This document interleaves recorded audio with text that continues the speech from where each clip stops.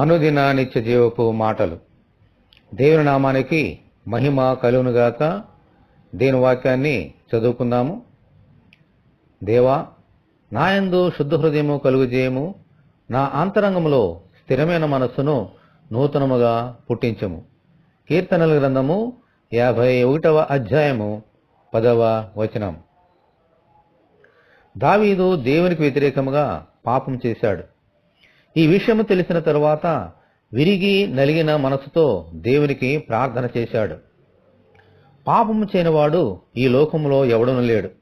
అయితే ఎవరైతే తమ పాపములను దాచకుండా ఒప్పుకుంటారో వారి పాపములను దేవుడు తప్పగా క్షమిస్తారు. హల్లెలూయా. అప్పుడే మానవుని హృదయము శుద్ధిగా ఉంటుంది. శుద్ధ హృదయంలో పశ్చాత్తాపం ఉంటుంది.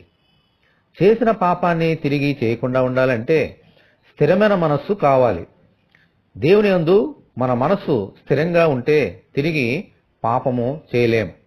అందుకే శుద్ధ హృదయమును, స్థిరమైన మనస్సును నూతనముగా పుట్టించమని దావీదు ప్రార్థన చేస్తున్నాడు.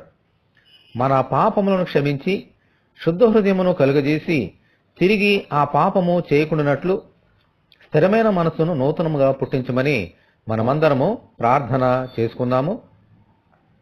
ప్రభువా, మీ కొందనాలు తండ్రి. ఈ లోకములో పాపము చేయని వారు ఒక్కరునూ లేరు ప్రభువా. దావీదు పశ్చాత్తాపముతో ఎలాగూ ప్రార్థన చేశాడో మేము కూడా అలాగూ ప్రార్థన చేస్తున్నాము తండ్రి. మాలో స్థిరమైన మనస్సును నూతనముగా పుట్టించండి, శుద్ధమైన హృదయమును కలిగజేయండి.